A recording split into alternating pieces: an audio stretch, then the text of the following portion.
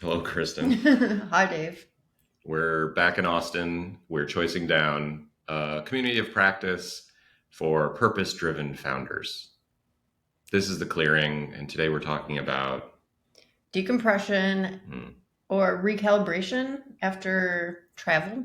yeah, Could be work travel, could be vacation, just that whole experience of the buildup of going out of town and then the come down after you've had like a full experience and you're back in the fold at home. Yeah, it's tough. I mean, it takes time. So we're going through it right now.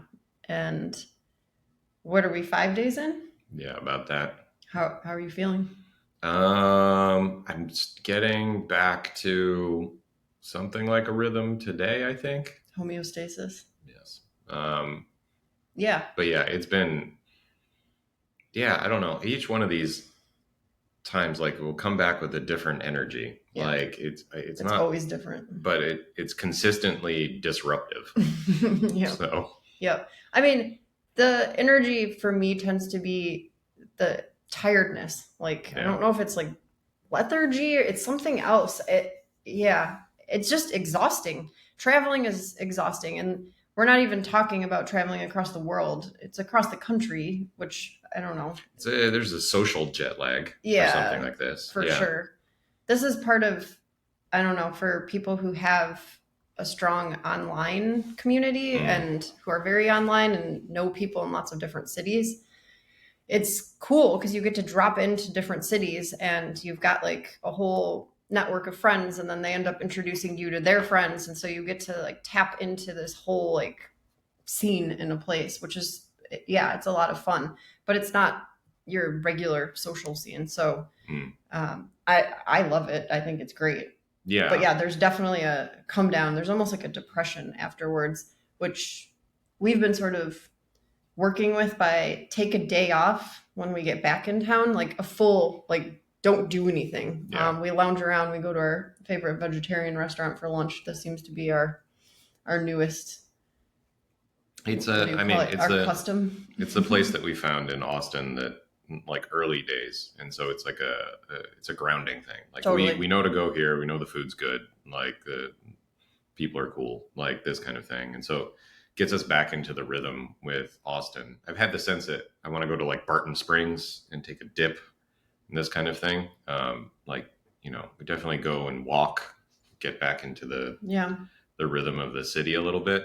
But yeah, the thing that was popping up there is this sense of like having relationships like online, like in a distributed way, Sure. and the style of relationships that we're trying to build are like there are some level of depth, right? It's not just like Yeah, blah yeah, blah blah yeah. blah, like yelling about things on social About media or the whatever it news. is. Yeah. We're working with people that are spread around, and those people have a sensitivity to working in this kind of way, and also socializing this way. Then when we meet these people in person, there's like a continuation of the relationship that we have online Yeah. with new dimensions. Yep. Like, we can socialize, we can go out into the city wherever we find ourselves, and so there is an energy spike, I guess. Yeah. And we're 100%. also in another place. So, and if those people are from that place, we get to see that locale from their eyes. So, I mean, I think that this is a style of living that is available now that had not been previously available. I mean, you could, I guess, letter write or something like this, and maybe go visit people on the grand tour of something. Um, but yeah, so what's happening is like figuring out like how to balance like being in a place like we are with Austin, and Mm-hmm. also being semi nomadic sometimes, where we go and meet people, and there is a transition cost there. There's these decompression things, and yeah, so Yeah. I don't know. I'm thinking about like a million things right now. hmm, Um, what comes to mind? just the one of the things that popped into my head for some reason, we seem to have stronger friend networks outside of Austin than in Yeah, Austin at this point, which is kind of bizarre. I don't really understand that. And it's yeah, I don't know if that's forever. I think part of it Yeah. is when you're coming up with a new business and you're sort of transitioning like your work stuff, there's a bit, it's not really hibernating as such, but we're not publicly like blasting everybody with, we're people doing this thing. We're about to Yeah. like ramp into that. So that's going through my mind because I know some of our friends from Austin, because we do have a group here, a few groups here, I guess. They were saying, well, he was saying that one of the things he likes to do when he gets back in town, because he works out of his home like office, he goes to cafes and like Yeah. he does that all the time. We don't really do that as much, so like I'd he's like to on the weekends, and yeah, well, but for like sort of more social and like yeah, for like creative almost reasons. like co-working. Yeah. Yeah. And so he has relationships with a bunch of baristas. And one of the ways that he was like, oh, I'm excited to get home because then I can go to the cafe in the morning. And I'm just like, I'll be sleeping in, first of all, and then I don't have this like connection to like the barista network. Like for me, the Yeah. in-person connection is yoga, and I went as soon as I could there and got to see people. But it's just interesting, like different ways that people have connections to their home Their if local they are, geography. Very, yeah, if yeah. they are living more like semi-nomadically. I don't know. Yeah. Yeah. It's a, I don't know. We've been we've been poking at this thing, like this sense of like, I don't, what are you getting from your local communities, and what are you getting from your distributed communities, Yeah. and how to blend and transition between these things. And it's a new problem, right? And we're trying to live into it. Like I am noticing that the quality of the types of relationships that I can have online and have been having online for years and years and years, that there is a specificity of interest Yeah. like that's hard to Well, that's the find benefit of the locally. internet. Yeah. Yeah. And so, and there can be a tendency, or I felt a tendency to want that also locally, and then want the local online or whatever it is. But they're different domains of Yeah. It's like, like hyper local, hyper specific are different. yeah. Yeah. And so I've had maybe a poor tendency with like living in the city and not understanding how to, or not making the time to develop like A more of the relationship. relationship with people in the city. I'm slower on this front. Yeah. Just with the city. Like there is a relationship I have there a personal relationship with the city, but maybe not in through a more people. social Yeah, yeah, yeah. relationship. That Because makes sense. every city that we drop into, I like to find the nature stuff that you can do, the coffee shops that I can, because I like co-working, and there are serendipities that happen there and stuff. And in Austin, more often because it's a small place, if you end up meeting people and they're doing the co-working thing, you'll run into them at coffee shops. So that's nice. But yeah, Yeah. so We yeah. weren't planning on talking about this. I don't know how we're feeling on just I think it's good. this content wise. Yeah. Because it's interesting. What we were initially like coming in with was the energy of what it's like to travel with your work. Yeah, I think And we can slide into that here. yeah, but I mean, it's a good noticing that the personal is sort of trumping the work Yeah, stuff, which I find interesting. yeah, I said that twice. Very interesting. well, Very demure, very mindful. um, yeah, I don't know. I mean, what like our one of our big orientation points is figuring out how to balance, or Yeah. not balance necessarily, but to integrate these different This is like like, ways of being. And we just talked to our friend CJ, who we're working with, and his sense of how his balancing system, his juggling system works is like social sort of first, the personal first, and then like bringing in his work, which is very important to him, in and around the personal. So like it's yeah. Well, but how do not, you weight these things, yeah, right? but not even always. So for him, it was almost like a commitment to a certain amount of hours of work every Yeah, day. And then that, even that has wiggle room though. sure. But he's kind of keeping a ledger in his head. So if he doesn't get that like meet the quota during the week, he'll roll it into the weekend because something might come up, like Mm.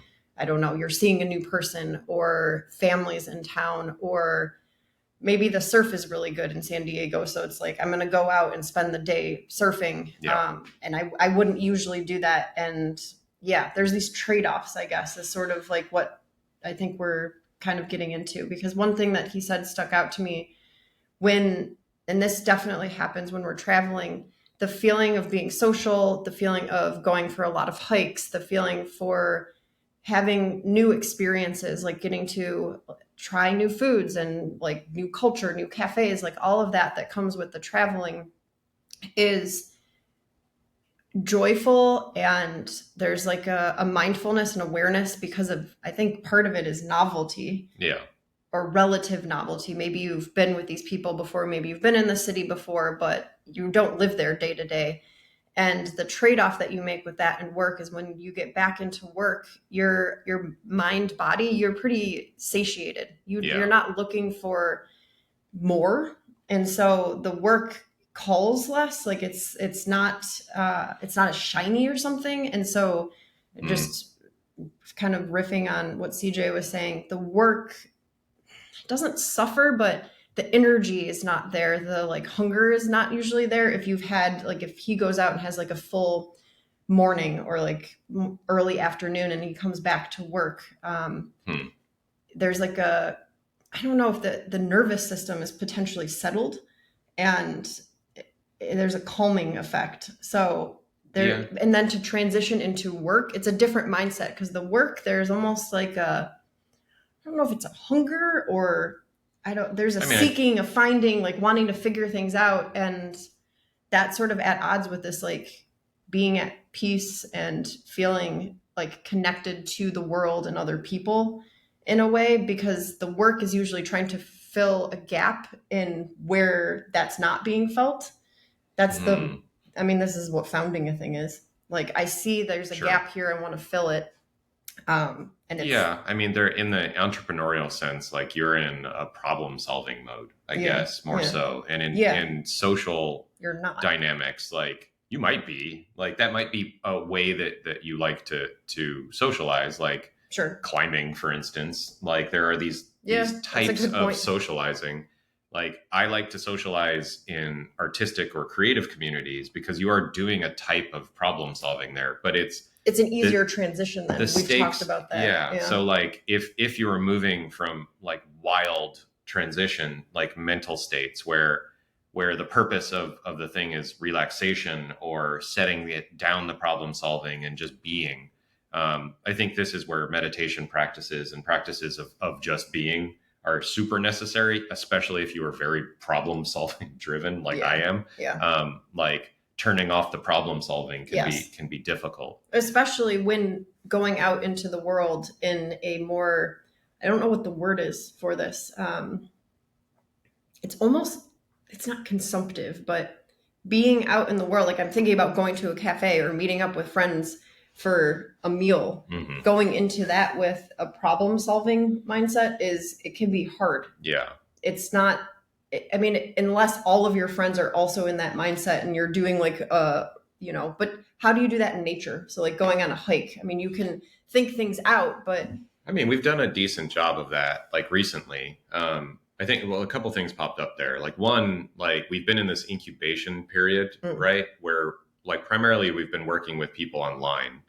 And I think if there were a scene, for instance, with other people who are incubating projects, and these exist in Austin, but they as far as we found, they tend to be like sort of VC oriented, which is maybe a different style of incubation than what we're doing.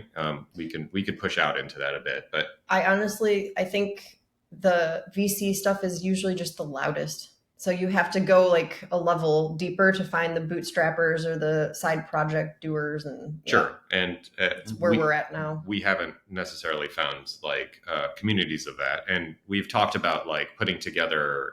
We have this sense of, and I think we talked about it on the last episode, like bringing together people in circles for a type of conversation. And so like a founder circle. This is coming up, and I think that starting to network in this way, which is a bringing together of people within a problem solving mindset to talk about the things that we're talking about right now. Yeah. So it's and moving it out of the focused practice of problem solving into socializing it or sharing space. Like there's like, it's a mode shift a bit. Yeah. It is a liminal space, like, or a between space, Sure. like a clearing that I think would be very useful for like this type of transition energy, like for this type of like more constant decompression. Interesting. So you're seeing it as like an active practice. I think so. I mean, in the sense of like having people for whom have a similar sensibility in their day to day. I'm feeling the pattern of it. Yeah. Like, where can you go to where you're not having to step, like, because there are places where you can go for relational practices, totally. Right? Like there's circling, there's authentic relating, there's all of these types of things. Yep. And what I found is they're great, they're fantastic, but the step down sometimes that I need to make from the like activated problem solving thing is it's really a lot. Yeah. And that might be a practice on my end where I am staying in the state of work maybe more often than necessary. Like a state or something. Yeah. But in the founding period, this tends to be more like this. Later on, when you're in maintenance and you're growing, like, you're in a different phase. Yeah. So, for me, what comes up is if I'm out of incubation, it's harder in incubation because when you go out and you're incubating something, every time that you meet someone, you're trying on something like new for the first time, and it's challenging. It's good like doing reps. Yeah.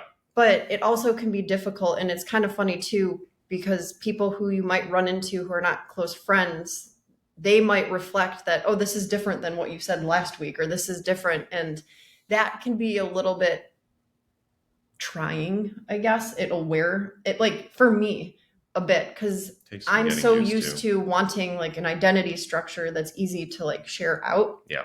And if you're not a founder who has experience or like an artist of a kind, like working through new things all the time, and you're constantly like finding something new, which is part of the lifestyle and personality of founders, is what I found. I mean, then there is a kind of disconnect, and I'm super sensitive to the feeling of being disconnected or not on the same page as people. Like I want to feel really connected all the time, which is my own thing. So I have a little bit of an easier time doing the step down because my risk tolerance is higher for I also like discomfort. It's like invigorating in a way. So dropping into social situations, and social discomforts. Yeah. Have found more grace with it more and more lately. Just becoming more and more comfortable with where I'm at. And because part of it too, like if you're in transition, just telling people like, I've got a lot up in the air right now, starting a new business. That seems to satisfy a lot of people. I'm starting a new business. And then if they know, then they'll ask questions. If they don't know, they're just like, oh, okay. And then whatever. Yeah. So this kind of iceberging technique, give people just enough to kind of invite them in. And if they don't want to walk that path, you go and talk about something else. Yeah. I mean, like having I don't necessarily want to be talking about the work thing all the time anyway. It's nice to be able to drop into a context where, we're just talking about life and what people are interested in, what they've watched recently and all this kind of thing. So I do want to get back to the practice of the decompression, because I didn't initially, like I'm thinking about group coaching in that way and just group dynamics, because in our last episode, we held space in Embassy, which is like a co-living house community in San Francisco. And we did a version of a founder circle, like a maybe primordial primitive version. Yeah. And we didn't necessarily know we were going in to do that. No, we didn't. No. Most people there were founders. So, which is, I don't know, kind of obvious. Or founder adjacent. It's San Francisco. So throw a stone, you'll hit 5. And the feedback that we got, like people really like being held in that space. And it did take time to find the rhythm of it.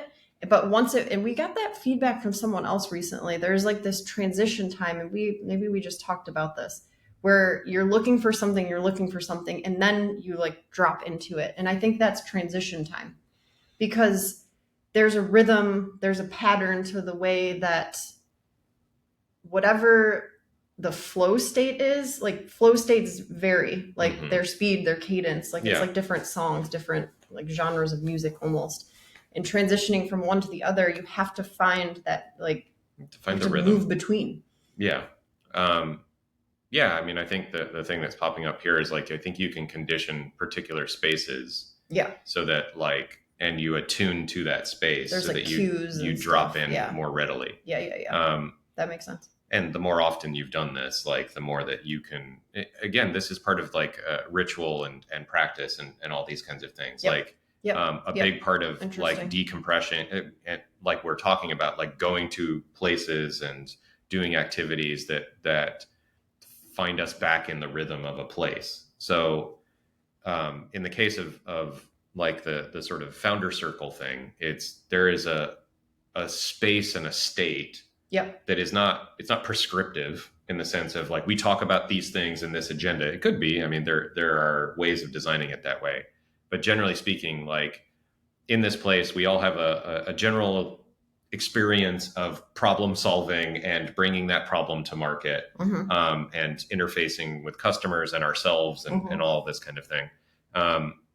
And there are frictions that pop up here. A lot of us have shared similar kinds of things, like hearing how that works with other people, and like where imbalances are coming up or whatever it is. If there's a space to drop into for that kind of thing, I mean, you can attune to it pretty readily and then find. Well, that's part of the practice, like that. So if you have visual cues, you have, I don't know, intellectual cues, because a lot of, like as a social designer, what I like to do is be able to, I mean, this is what prompting is too. You're cueing someone, you're giving them little, like, it's like breadcrumbs almost for like their being to like attune and to move into a space in a certain way. And so there's a lot of the information that you're providing, how you're providing the information, like invitations, location. This is why location matters. So if you were going to do a founder circle at a busy beer garden in Austin, you could do it there, and it would probably be way more social and less deep, which is not, I mean, it's not bad, but there's just different, versus if we were hosting them in our home or in a more private setting where other people aren't walking around everywhere behind you.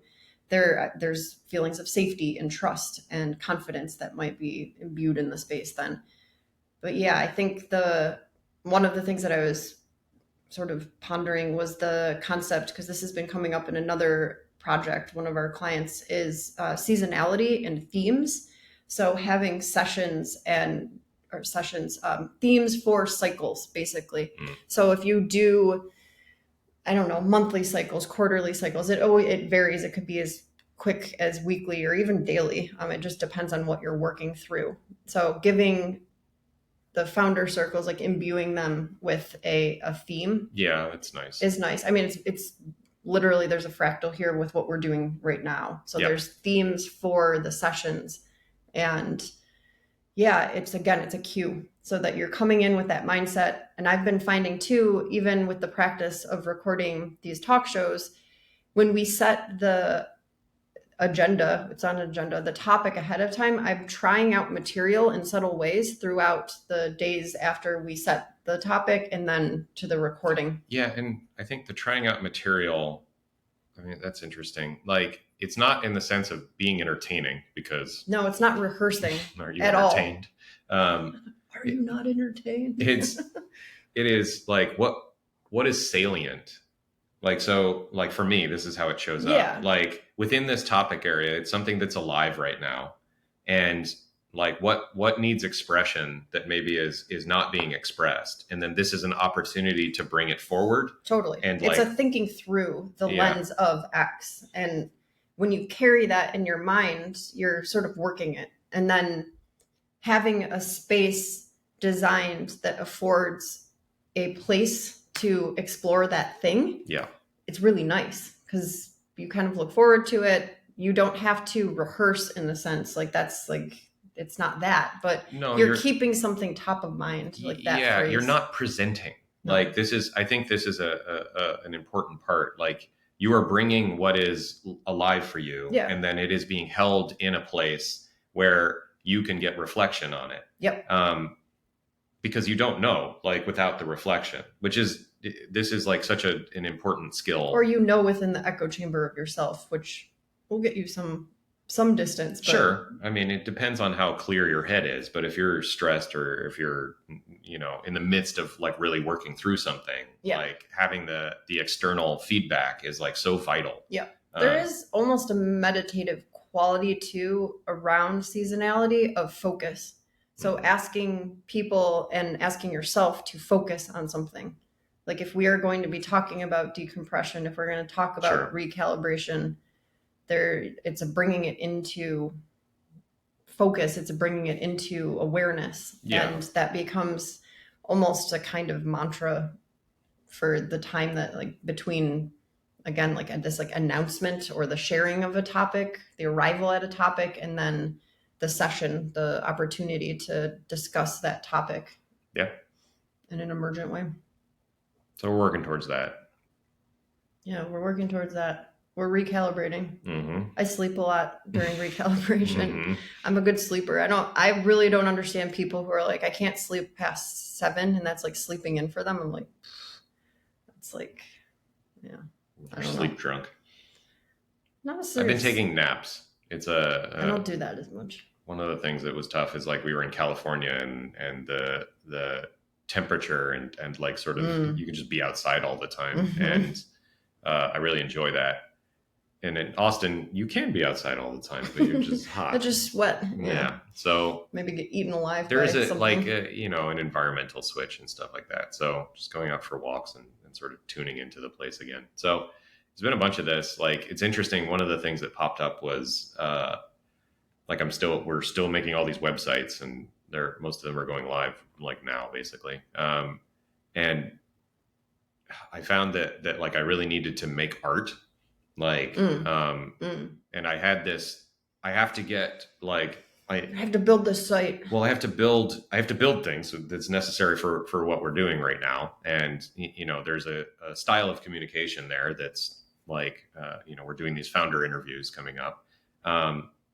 And that it's not an art project as such, like it can be like these kinds of things, but you go too far into that. Like, there's a bunch of over designing and stuff, but I had like a need to process like, the experience over the past like 4 weeks of traveling and being with family and being with friends and doing work and meeting a lot of people and all this kind of thing. There's a lot of new compost. Mm-hmm. And when there's new compost, like one of the ways that I work with that is to make art with it, like to process. And it was the necessity for art making. Mm-hmm. Was greater than the necessity to work. No, it's a similar energy. So like when I go to design something, like I'm pulling on some of that art making, but it is more instrumentalized. It's not. I'm expressing something specific. I am tracking. Yeah. But I'm attuning to something that wants to be said. Sure. With the art thing, it's not it's like what's here. And like what needs to be processed through. And so I noticed that there was like a tangle up with that. And I've talked to a lot of designers who have a problem moving between this instrumental and art sensitivity.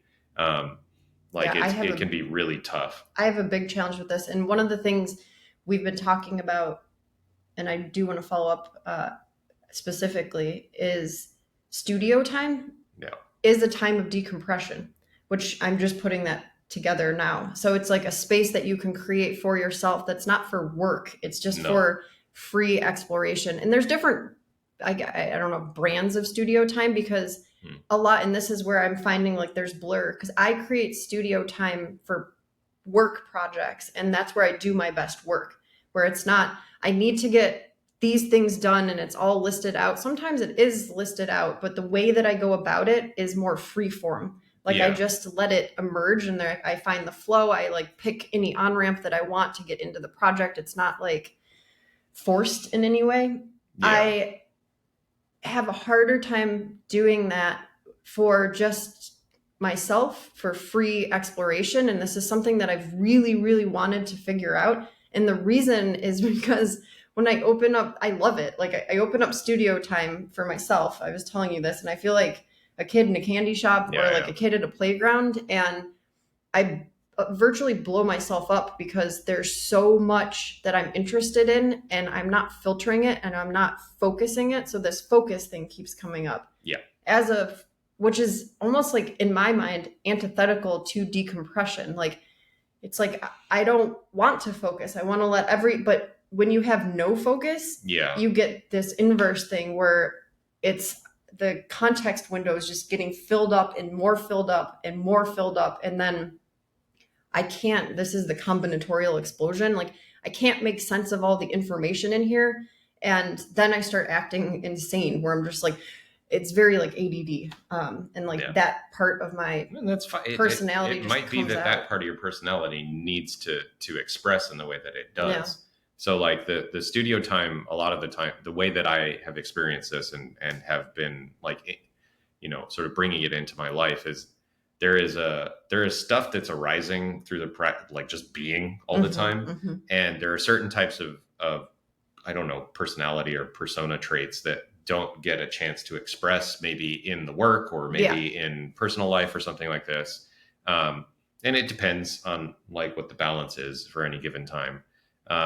I know that there is an artistic vein that I have, which is like a kind of, I drop in and I'm very attuned to like my sort of spiritual like sensitivity, and there are a bunch of symbols and like a sort of narrative structure that I have been playing with for a very long time, and it's a like a personal sort of language or something like this. Like It feels a little like songwriting, it's a little like and art making, right? And this stuff shows up in the rest of my life, but in much reduced quantities because it doesn't have necessarily like, I'm not like showing in galleries and stuff like that. I'm not developing it in that way. It's a personal practice. If I don't carve out time to be in relationship to that part of myself, like it will start spilling out, like it started spilling out into my design. Like, and so the agreement that I made there was like, okay, like let's have it spill out. Like I'm in Figma and over to the side, I'm like drawing all kinds of weird shit and whatever else. And I'm like, okay, what that feels like can be translated into the page. And there was a nice, like sort of, but it took me 2 days to figure out that that's what I was trying to do.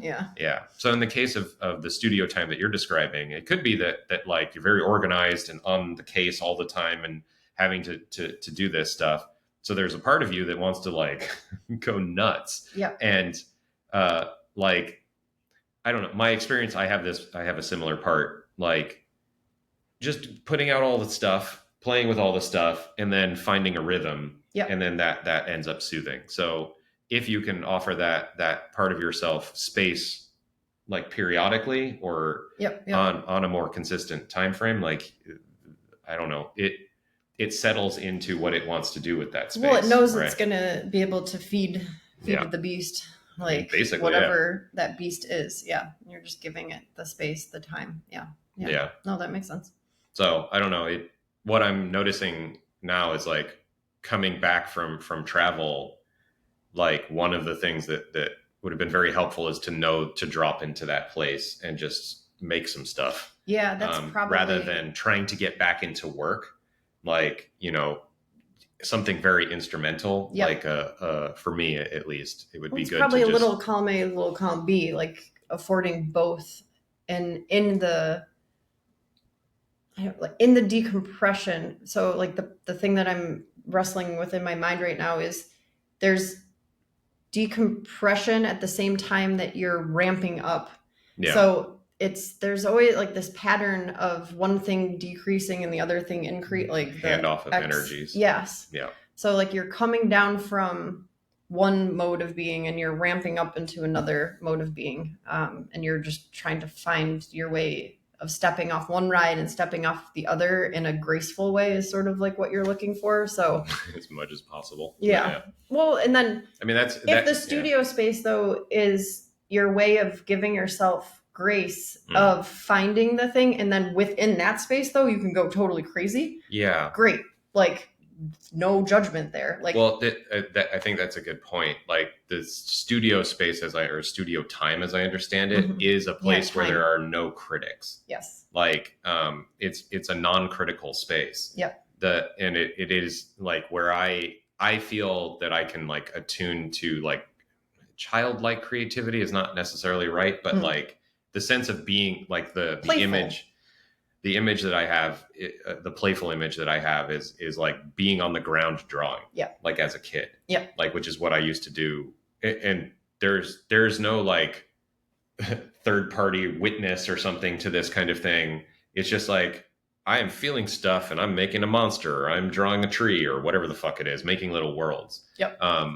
So like, whatever medium you use to do that it's really, really good to have this kind of space. And it could be gardening, it could be knitting, it could be dancing, this kind of thing. So I don't know, that one is coming up. Like when I was able to drop into that space, things like were processed for you. Yeah. And then I started like really connecting again to being here and getting back into our sort of work cycles and stuff. So I'm kind of feeling into decompression as like a mindset, I guess, or like a mode almost. So it's something that can be practiced. I've been playing with the phrase, or like the distinction between something that happens and something you do. It's just something that happens. It's not something you do, or it's something you do. It's not something that just happens. There's like so again, it's kind of both, like one's ramping up, one's coming down. So the thing that you can do is set time and space. But what happens in that space is not necessarily something you are actively doing. Space, you're just letting it happen. That's a really hard one to talk about, but there is a felt sense of it, I think. And the challenge with work is allowing the work to be something that happens, and the conflation of like thinking that like I'm doing these things. I mean, I don't know. There's some amount of setting, like the doing of setting containers and setting direction and focus, like I think is really important. And that being a very thoughtful, kind of a more, I can't for the life of me get the left brain and right brain figured out. Right brain creative, left brain less creative. So the left brain of like instrumentalized. Instrumentalizing spaces and designing spaces for specific things to happen, and then designing goals that you would like to achieve within that space. That does feel more left brained. And then the right brain, the making it happen is a way that you can drop into that space then. And of course you're doing things, but there's like, I don't know, a practice of easing into that and like just letting happen what's going to happen there. I think it's understanding where you are in the cycle of what you're trying to accomplish. So it's flow. Like how do you induce flow is kind of what I'm talking about. The flow is really contextual. Totally. Like, so in the case that like, if you have, what I'm thinking is like, maybe a bunch of left brain work to do, like you're programming something, or you're building something linearly, or like you need to structure a priority list and there are tasks and it breaks down into components, and like you can use sort of right brain thinking to design that flow and come up with a creative way to produce the environment. But like you need to be you're focusing, you're harnessing, you're like trying to create like conditions for X. But in the founding process, in the entrepreneurial process, like the likelihood that you are going to get steady state work like that every day is really low. So like one of the meta skills is to be able to move between these mentalities, these styles of cognizing, and what you're talking about, like setting up environments Yeah. more often, like accounting for the necessity to do this. Yep. Like for in my early like sort of entrepreneurial like out of system days, I was so fucking bad at this. Like I the way that I set up time was like I was nocturnal for anything deep work, and then I was just awake for all the rest of the stuff, right? But this meant that like I sacrificed like sort of health and social things, and like it was just not a good balance. And it took me years of figuring out that like, okay, we're gonna need to juggle these things, Yep. and like going into sleep debt is not a price worth paying, and all this kind of thing. So yeah, I don't know. It's a there's lots to poke into on this one, but I think yeah, just decompression is a practice, and like setting up the conditions for that to happen in like different ways. So yeah. I mean, it's sort of left brain, right brain. Yeah, I mean, I think like understanding what decompression is for yourself, Yeah. and like the spaces that you can do this, and like And there's different kinds how of it's valuable in the process. Yeah. Yeah. I mean, well, like the decompressing from travel or decompressing from work, like, because, and that does happen with travel. So you're decompressing from working all the time to go into travel. And then you're decompressing from travel to go back into work, like just noticing the ebbs and flows of certain energies and activities that you're taking part in, like that these things are changing. And that's completely normal. I think yeah. part of the thing for me is in the past, when I haven't been aware that these things are happening, it's crazy making because the energy, like, yeah. I mean, I'm like thinking of like a storm front coming in, like high pressure, low pressure, like cold air, warm air. When you get those things coming together, you get crazy things happening. And when that's happening energetically, like within your own like being, it feels insane because you don't know, like if you're not paying attention. I'm speaking to myself right now. Yeah. There's I mean, just being conscious of the necessity to move between different environments, and those environments being social, those environments being like psychological and spiritual, creative, where like there's so geographic, many. Right? So like I think this is the thing. We just did a big like a shift across a bunch of dimensions, which made this one fairly potent. So like we moved between geographies multiple times. And the local environments of those geographies like had an effect on the body. And then we moved between. We used to live in these local there is a historical context there, right? We were processing like being in a place that we had been before. We were also processing like being in different social groups, being with people, new and old, adapting to the different cultures that we were within those groups, and those people not necessarily knowing each other. So we are dropping into new contexts. We are also like doing a bunch of work on the road. So, and like trying out new material in the sense of like, getting feedback and then offering like how we have processed that feedback. So anyways, there's a multi-dimensional transition thing going on. And so the decompression is sort of like aligning all of those energies again. Like, and it requires like different space to do this. Different practices, different spaces. There's a particular noticing that I'm having that there is a part of me that likes to be at work, like to get after it, especially in this phase of incubation. And that part like can only do what it needs to do if like the system is sort of chilled out. Otherwise we're going to be, working overly hard. And then it's not this is how you risk burnout. Right. So anyhow, we got there. I think too, just again, like the grace thing, giving yourself grace, finding a way to accept and allow the transitions in the ways that you're feeling them, like giving room for processing them, I think is really important. Because we did this even during our trip because it was a long trip. So every time we'd move to a new place, again, for me, sleep, like I think I do a lot of work in my sleep, like a lot of, I don't know what it is, like decompressing, like letting go of things, cognizing things, like repatterning. I think, like for me, I'm able to process a lot of that in sleep. Yeah. I'm assuming, because I don't know why else I sleep that much.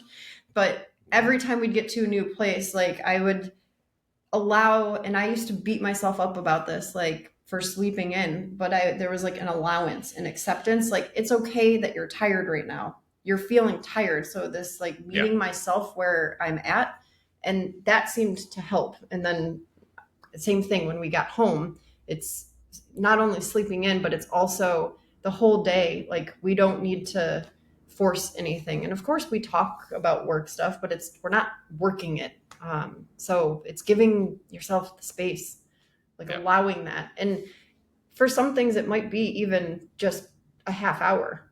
It depends on what it is, or it could be a day, or it could be a week. Depends on how long. Like, I have a friend that just transitioned jobs, and she took 3 months off because she needed that time after working at a trading desk and just the intensity of it. And I bet she could have used more, but she had the felt sense of wanting to go back to work. But she coming out of that decompression, it took about 2 months to really like settle in. And her kind of like demeanor and the way she's carrying herself is much different now. Like, she's recalibrated. Her nervous system is definitely like reset, and she's recommending it. So it's like almost like these mini retirements. Yeah. I mean, but it depends. Like, if you're transitioning from one project to the next during a work day, let's say, or from day to day, you probably don't need 3 months to do that.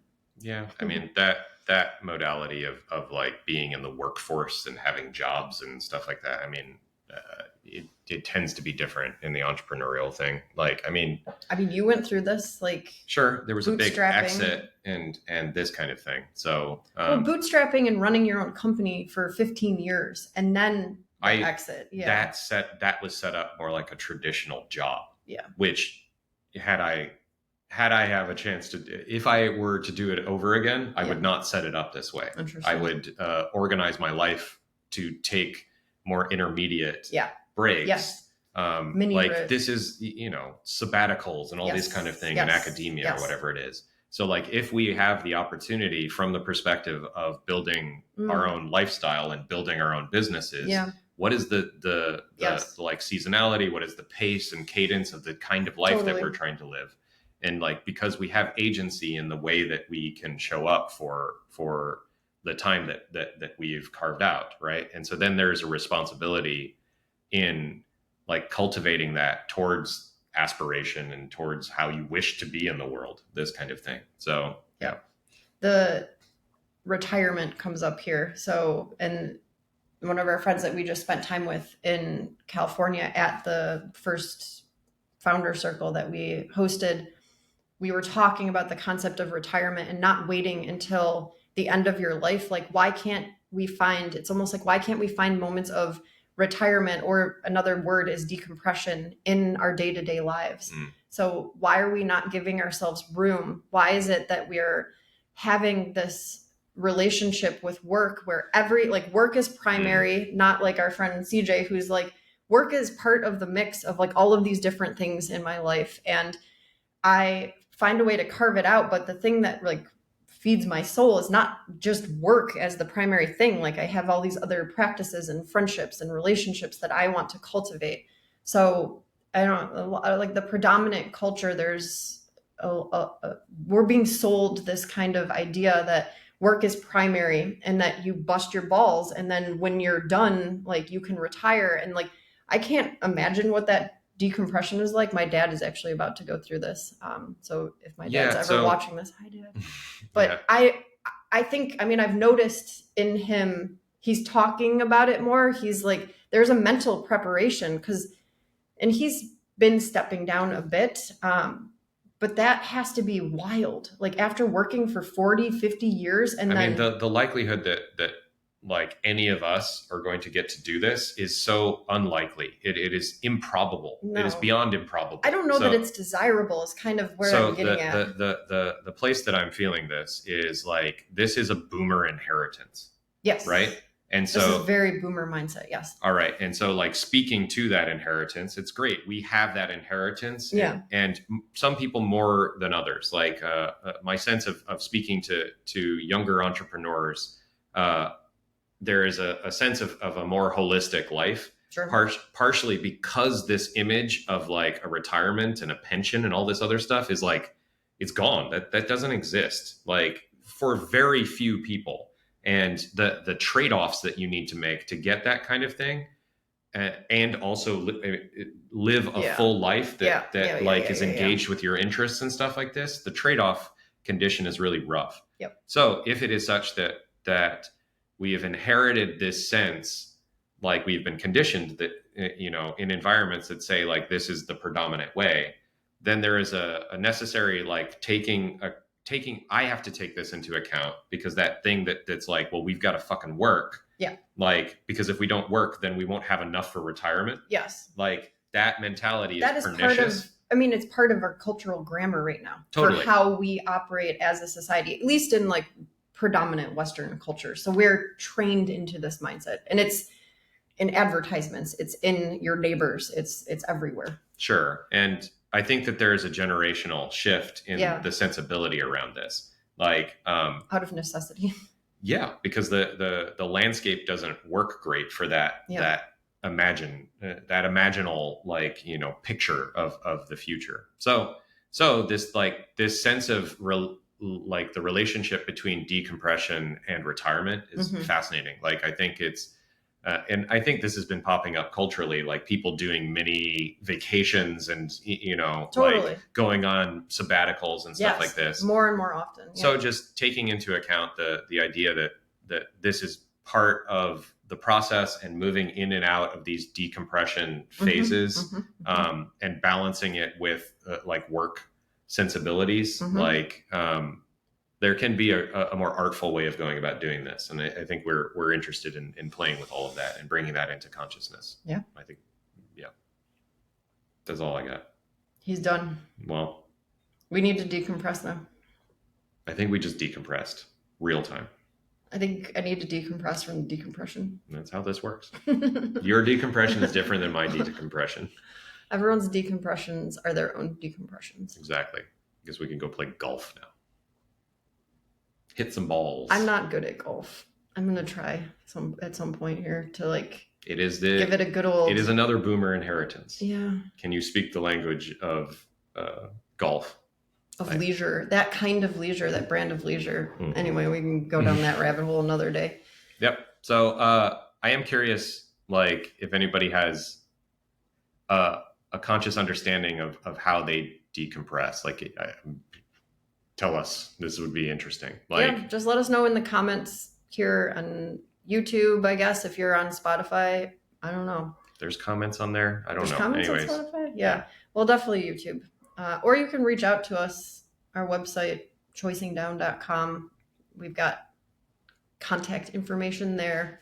And yeah, we're warming up to do, we started it, founder interview. So we're talking to folks that have some of the sensitivity of work and founding and entrepreneurship, not being only about metrics and the business side of things, but also a lot of what we talked about today, the taking care of yourself in a more holistic way. And we want to talk to people who have that sensitivity, whether or not you're practicing it or not. And maybe you want to be practicing it more, or you're actively practicing it, whatever.